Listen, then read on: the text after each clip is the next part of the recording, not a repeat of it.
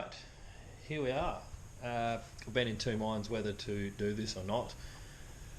Decided might as well. There's no point in doing all this building and stuff with this car if I'm not going to do it. And then, towards the end, I think, I should have done it.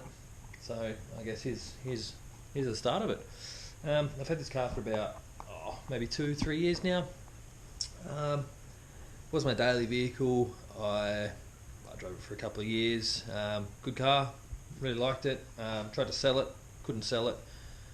Basically just got to the point where I actually bought another vehicle, and then ended up selling that and using this again, and that's where she died. Water pump just shit itself, and she got a bit warm, and I pretty well parked her in the shed and gave up on her and tried to sell her once again. No one wanted it.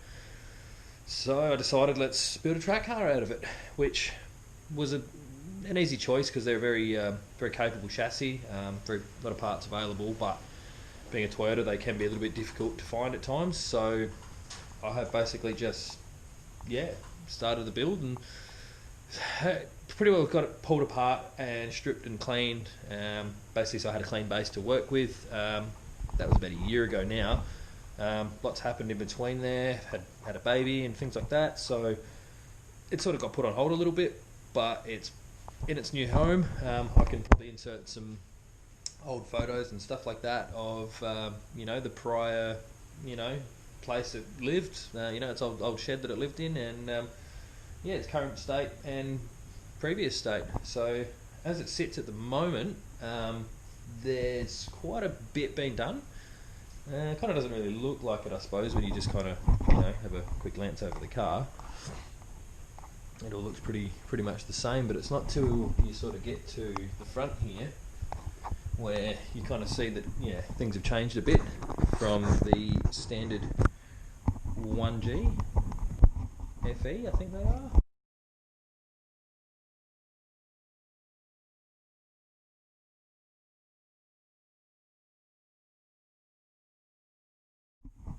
So obviously now we have a 1J, non-VVTi. I've opted for the non-VVTi, I guess purely because of price, and this is what popped up. Picked it up kind of cheap. So I guess the motor's not built or anything silly. I'm not chasing big power. The things it does have was obviously your gates, timing belt, water pump, and everything like that was all very good condition when I got it. So I pulled it all apart, and it was all. I was happy enough to put it all back in. I didn't see the point to get a new one. Same with things like front and rear main seals, everything like that seemed to be pretty good. Everything seems okay. Basically it had no cover on the front, hence why I've got the clear one on there. Just sort of didn't really want to let it exposed to bits and pieces flying in there and silly idiots sticking their fingers in the cam gears. So basically, give you a rundown on the engine bay before the engine went in. Obviously, it's had a coat of paint, nothing crazy. It's basically just spray can. It came out good. I'm happy with it. It's good enough. This whole car will be built and finished in the shed. Nothing. It's not really outsourcing for anything other than roll cage and the tune. Really, everything else, maybe a few little bits and pieces. Mate's helping me with bits and pieces like that. Other than that, basically everything will be done in this garage, and so it's pretty well going to be a sort of a budget build. I'm not rich by any means. It's basically just what I can afford to do and my knowledge I have of things. So essentially what I've done is you can see over here there's no more ABS. I've reran the ABS lines, so they're gone. All the brakes are all replumbed back up now. You can see that it goes into the cabin, and then if you look on this side you can see it exits the cabin over here and down to a T-piece and stuff. Now that reason for that is, I'm hoping you can see this in here, this is now my brake bias adjuster. So basically on the fly I can adjust my brakes. So obviously you take the ABS out, you lose all that proportioning valve, you end up just getting 50-50 brakes. So the reason I've put that in obviously is to be able to adjust. Now this car's obviously for drift, so I kind of want to be able to get the setup perfect, and that was the easiest way of doing it without lap after lap, opening the bonnet and dealing with it that way. So I figured I may as well make it in the vehicle. So yeah, there's that.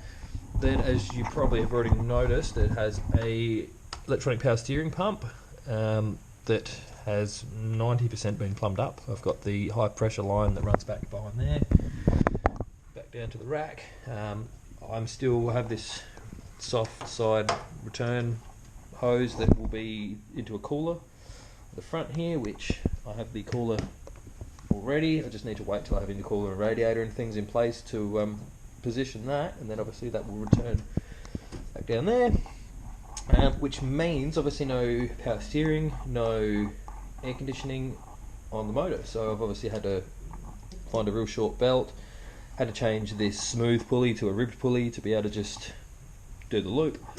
But yeah, other than that, kind of just simplified things a lot. Basically the motor will be relatively standard.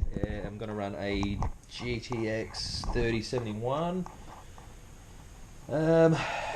As for manifold at the moment, just to keep costs down, I'm actually thinking of modifying these and using those to just kind of make a manifold up for the time being, just to kind of get me out there. Really, I'm at a point now where I had the goal set up here with all these parts and all these things in mind, and I'm kind of realising that I best keep some costs down and get myself out there first, and then I can replace these parts later as they're necessary. You know, I mean, it's not going to change a great deal. Like I said, I'm not chasing bulk power or anything silly like that, so it's not going to be an issue. So I have a low temp thermostat, in the water pump housing here, so try and keep things a bit cooler. The dramas I'm having at the minute are the engine mounts. As you can see, there's quite a bit of room back here. So yeah, that's wrong engine mounts. They're from a Sora. I've got some coming from a MA70 Supra. JZA70 Supra, I should say. And they are hopefully going to sit the motor down and back, 50mm back, 50mm down. So I'm not sure if you can sort of see it from here, but there's quite a bit of room up under there. So she's got to come down a bit. Ran into a few dramas, things like the sump pan. Once again, not sure if you can see, but you can see the back of this is notched. The one I had wasn't, so I've had to chase that one back up and get the notch so I can get the motor down and back a bit. So other than that, I have coilovers in the front at the moment, but they will probably be swapped out for a new item, and I'll just keep those for some spares. But yeah, we'll get to the suspension after.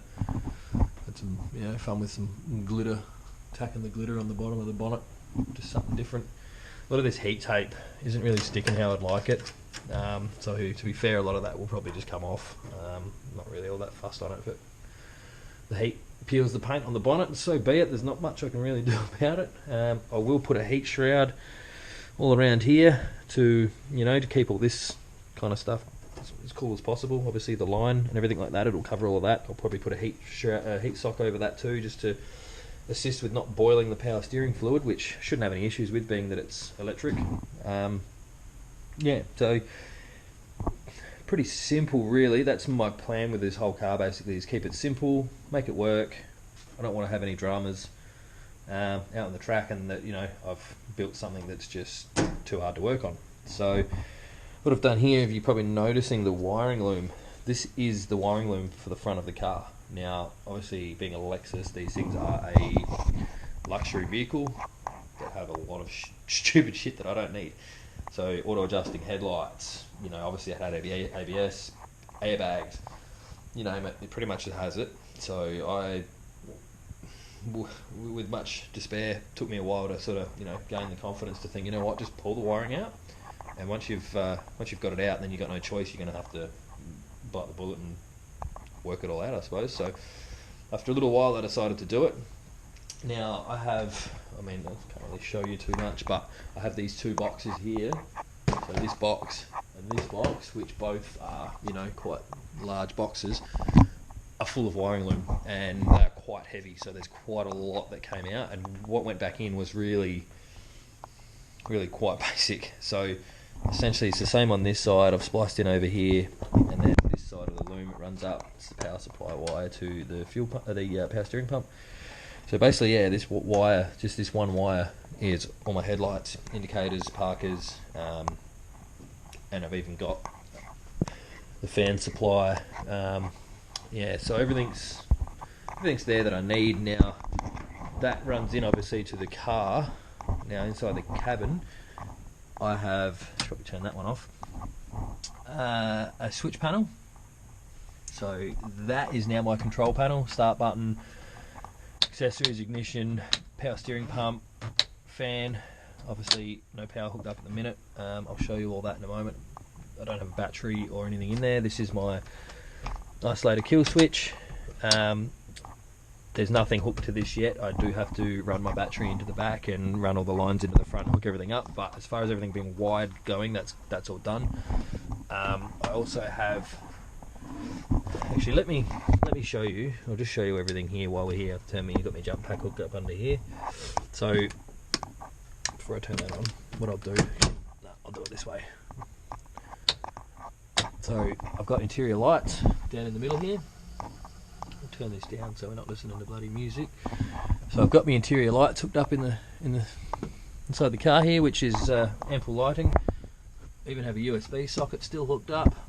Now I have a Microtech LT12S ECU that I'm running, and I have the hand controller and also have the dash, as you can see there. Still early days of kind of working everything out and hooking everything up. So essentially I'm going to have to pop this out. Just bear with me for 2 seconds.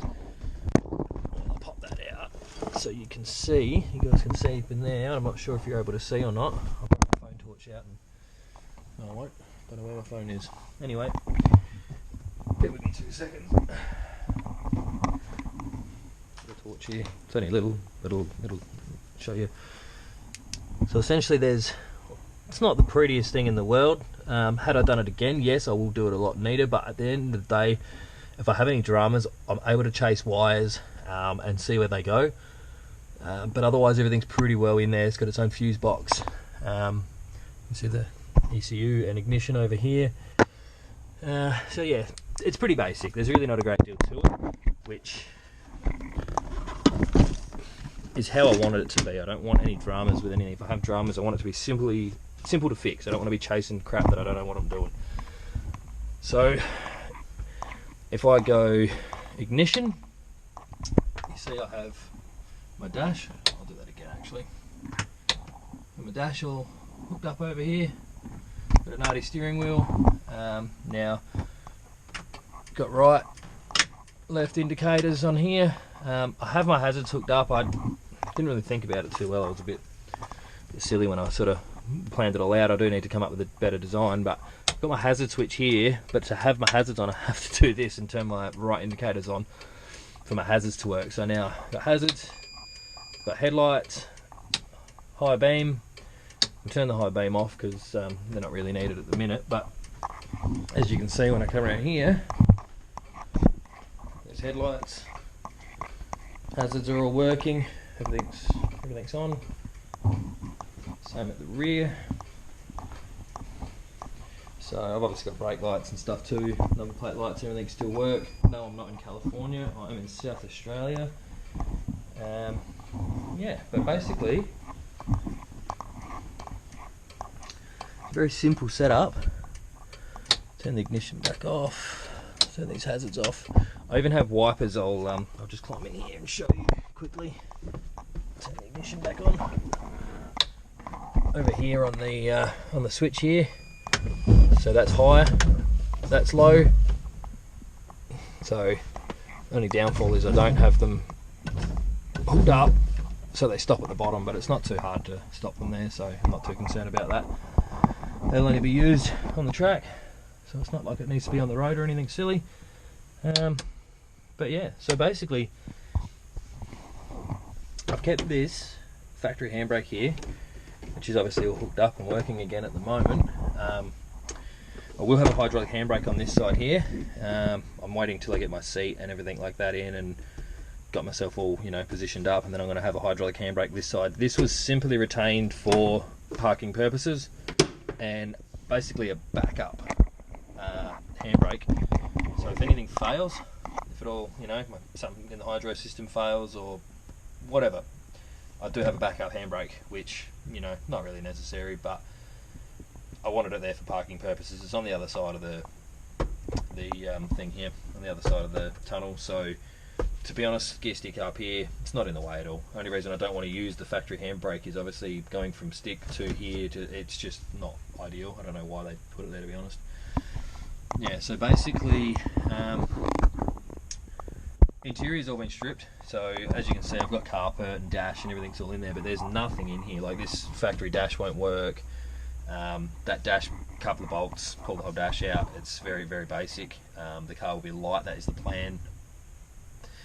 I think these cars drive a lot like an A86, so I tend to like my cars to be light and nimble like that. So that was the plan with this car, was basically get all the heavy shit out. Like, this thing came factory with heated seats and all that kind of stuff, so obviously all that stuff out, all the wiring to support all these things out. Didn't need any of it, no aircon, no heaters, no nothing, like just basically bare bones.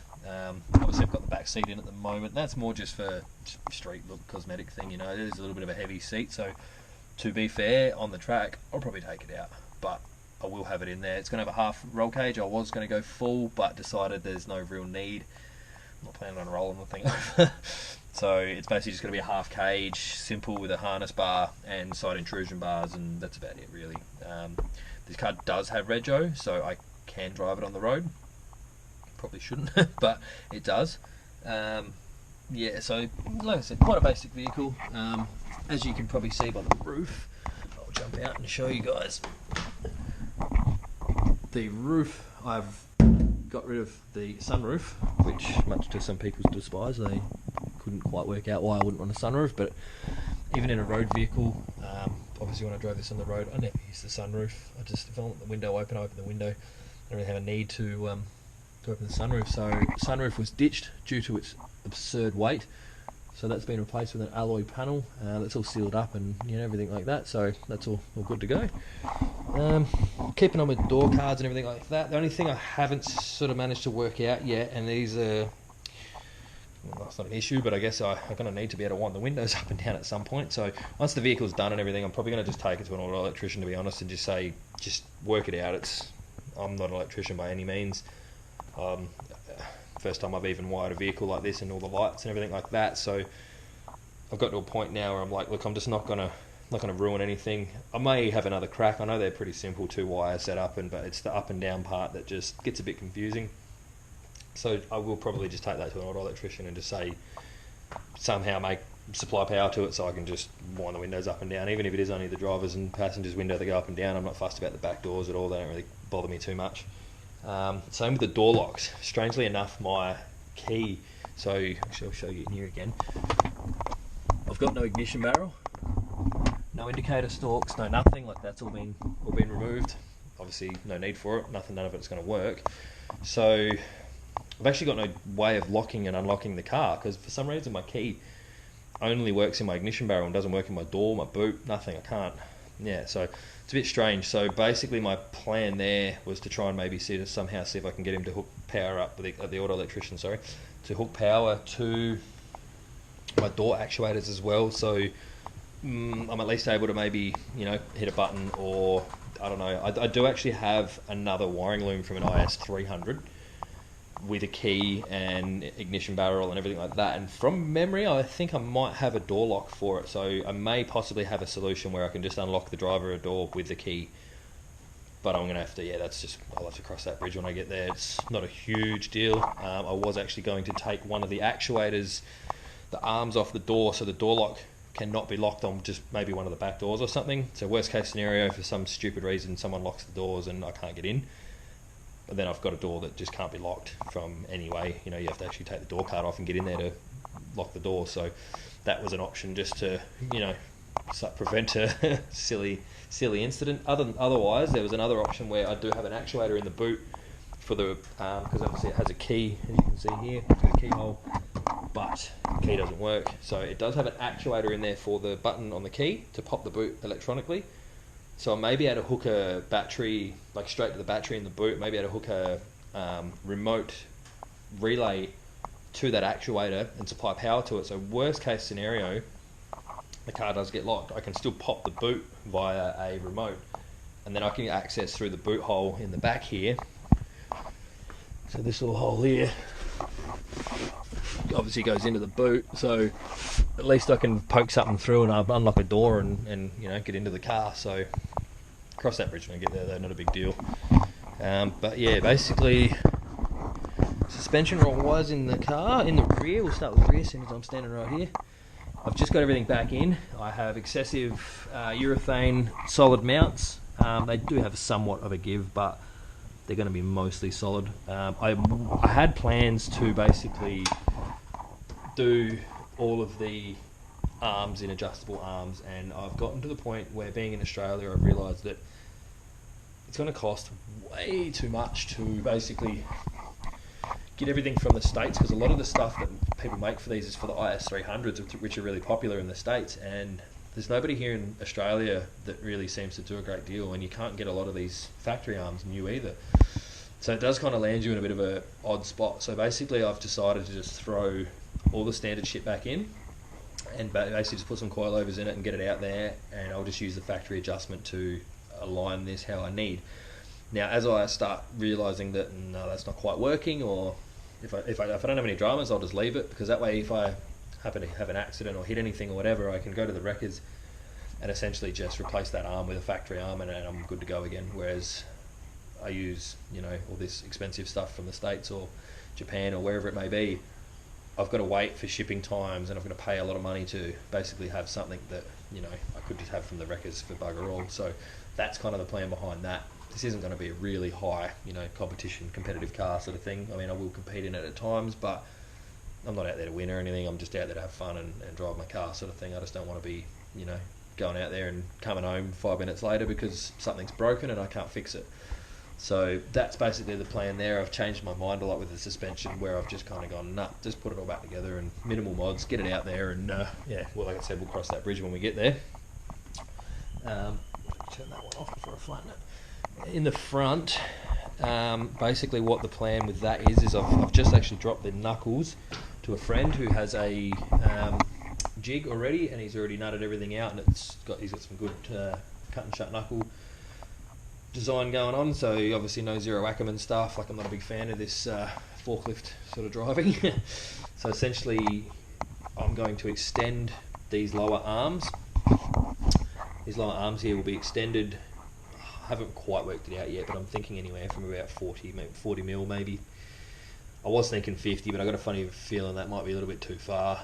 So I reckon I might just go 40 mil extend in the lower control arm. Obviously cut shut knuckle.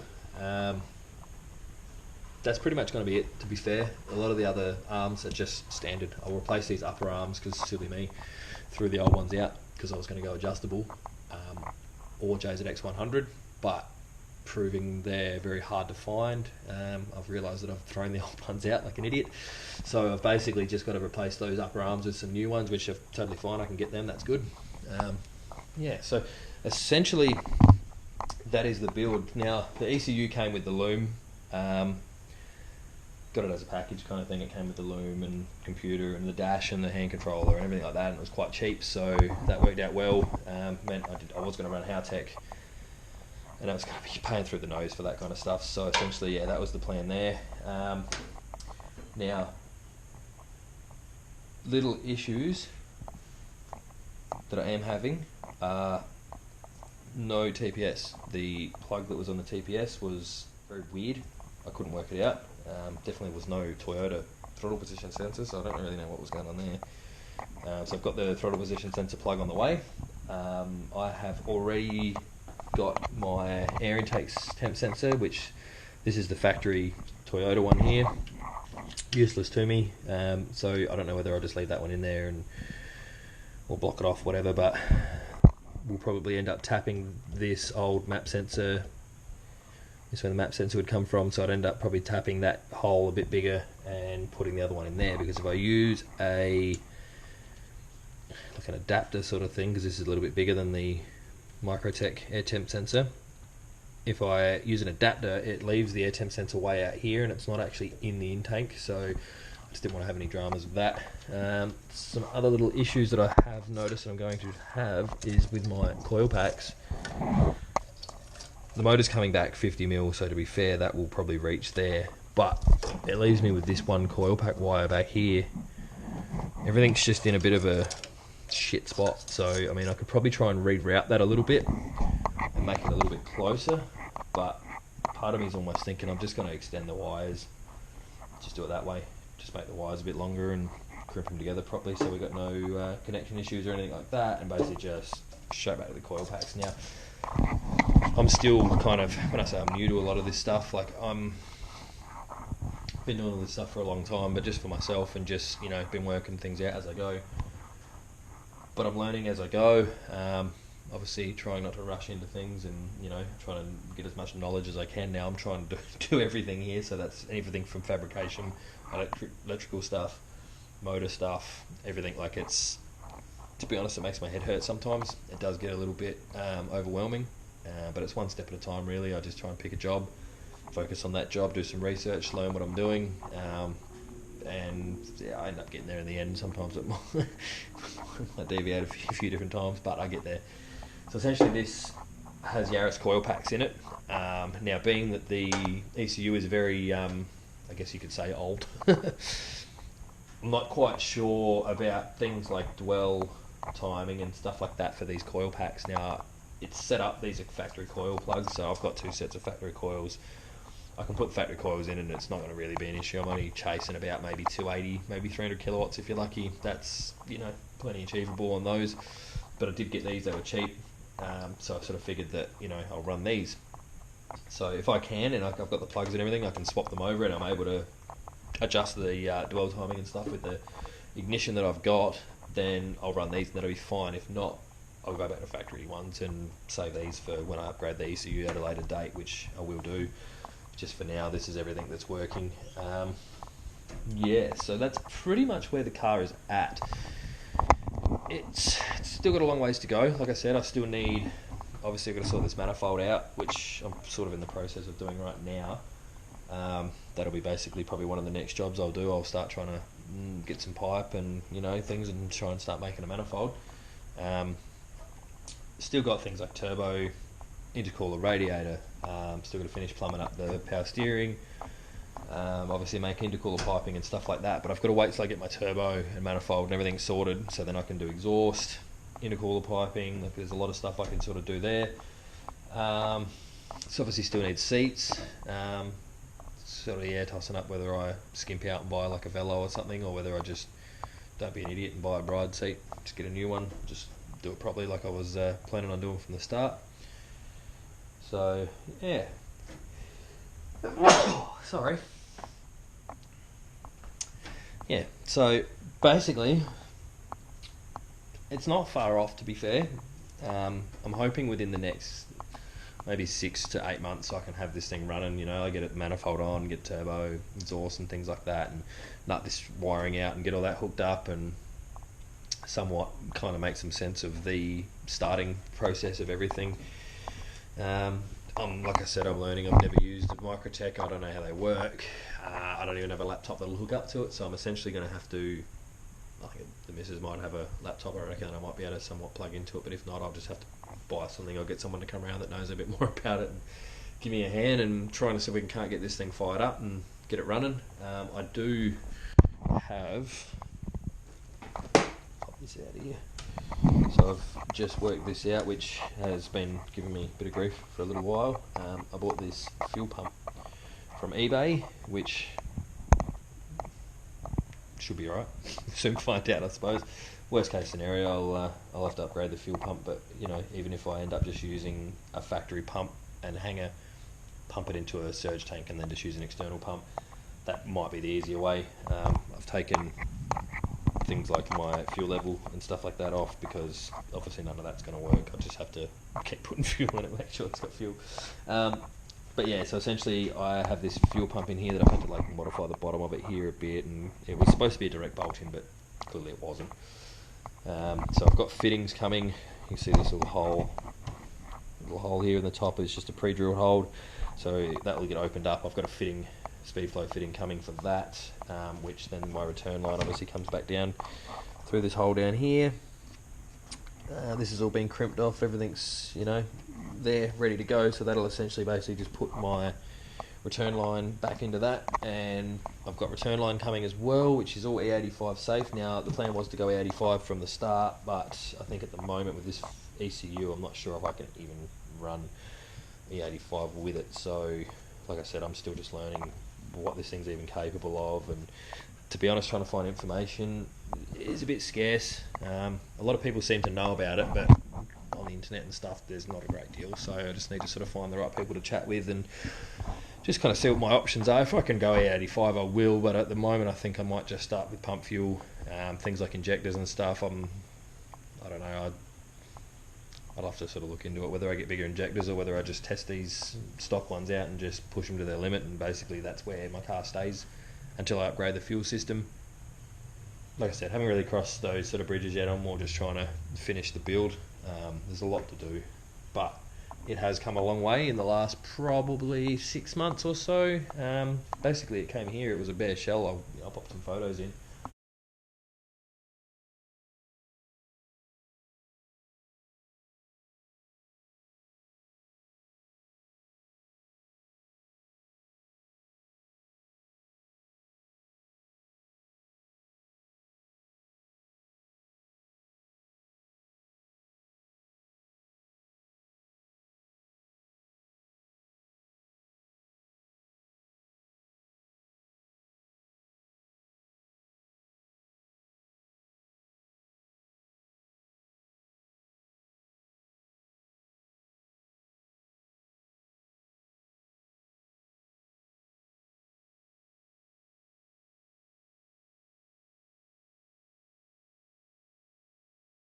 But yeah, it came here, it was a bare shell. I had to lift it onto the trailer and skull drag it off and the ghetto rig it, hang it, and bloody pull the trailer out and get it back on the stands, and it hasn't moved since it's been here, so it's in a good spot at the moment. It's definitely come a long way. Once I get these knuckles back, I've got to order some of those upper arms. Once I get these knuckles back, and basically I get some coilovers, put some wheels on it and drop her back on the ground. I've sold the wheels that were on there because they just weren't going to be useful for me, so I sold those. So basically I don't have wheels yet, which it doesn't need to go on the ground for a little while, so I'll cross that bridge as I get there. But yeah, she's definitely getting there. I've got these little boot lip. See here goes a little boot lip and a roof lip, which does fit.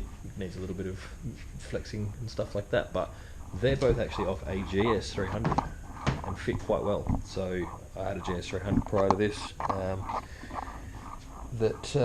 pulled those off and they seem to fit on here okay, so I think they'll stay on here, to be honest.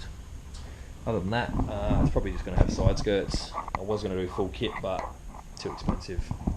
Once again, same thing, buying all of this stuff from the States and things like that is ridiculously overpriced for shipping and things, so we all know what happens to body kits when you go off track. They seem to explode quite well, so that's essentially the plan there. Maybe just a pair of side skirts just to make it look cool. Other than that, should be on her guts, just low, nice set of wheels, nice offset. Planning on running probably a work wheel on the front, whether it be a Sakai or an Motion, something like that, something on the front. 17 by 9 probably. These are a bit of a difficult car to find wheels for because they don't need big offset, so a lot of those wheels in anything wide has big offset. So I'm having trouble with the rears because, I mean, essentially the ones that were on there were a 17 by 9. I want around about 17 9.5, 17 10, and they were a plus 38 offset. Now they were like, when you look down from here, the rim was like pretty well flush with that guard there, so I'm wanting probably a plus 30 even, maybe plus 28 I reckon would probably be enough. I could pump the guards out enough to squeeze that in, but trying to find a 17 by 10 plus 30 or plus 28 is near on impossible. Everything seems to be real low offset, like plus 15, plus 20, and it's just too far out. I don't want to be running flares or anything weird like that, so yeah, that's going to be a bit of a challenge, but we'll cross that bridge when we get there. That's, even if I've got to run 17x9s and just run shit bloody square looking tyres for a little bit, we'll work it out anyway. But yeah, this is the car. This is where she's at. A lot of people will probably bloody kill me for doing this, but she's just got a standard diff LSD that I've welded. Now, when I took it to my mate Phil to weld for me, even he looked at it and he goes, "Oh, these are worth a lot of money." Probably, I don't know. I just know that it's not that great as an LSD, and they're like a IS200 diff that you can just weld them up. So that's what we did. We just welded it up. I don't want it slipping. I don't want it doing weird shit. I don't want to get out there and be busting open wheel and having dramas and be thinking, shit, I wish I'd welded that. As for like diff ratios and stuff, I don't know whether I'm going to need to change it or not. I might need to get an automatic diff, and because this car was originally manual, 6-speed, so I might need to get a automatic diff maybe just to change some diff gears up to, you know, get things happening a bit more or less or whatever's going on. But yeah, like I said, we'll get the thing going first and we'll go from there. So yeah, so this is the car. Expect to see more of it. Basically, I'll keep you guys updated. I probably won't be doing videos every day or, you know, every week or anything like that, because you know, I've got a family and things and I've got a lot going on. You know, so it's basically just when I get enough parts and when I fit enough things, I'll go do a touch over. I might maybe, if you know, film some bits and pieces of me making some stuff, like maybe when I make these manifolds and things, I might start making a few bits and pieces. But yeah, essentially that's it's going to be the way it's going to go pretty much. I'll just do some videos here and there, and yeah, pretty much keep you guys up to date like that. I mean, now I ride BMX, as you've probably noticed. There's, you know, bikes, and I've got a mountain bike. Kids got their little bikes sorted. My BMX is buried down there because I've got a bit of a sore back at the moment, so I keep that thing away for a while. But yeah, so yeah, we'll probably have some BMX videos and even some mountain bike stuff, and yeah, I got plenty going on. So God knows what you'll find in this channel, but be exciting. We'll try and keep it exciting for you guys, and yeah, we'll go from there. So thanks for having me, and yeah, like, subscribe, do all that stuff that you're supposed to do. I don't really know. Hope you guys enjoyed it. Cheers.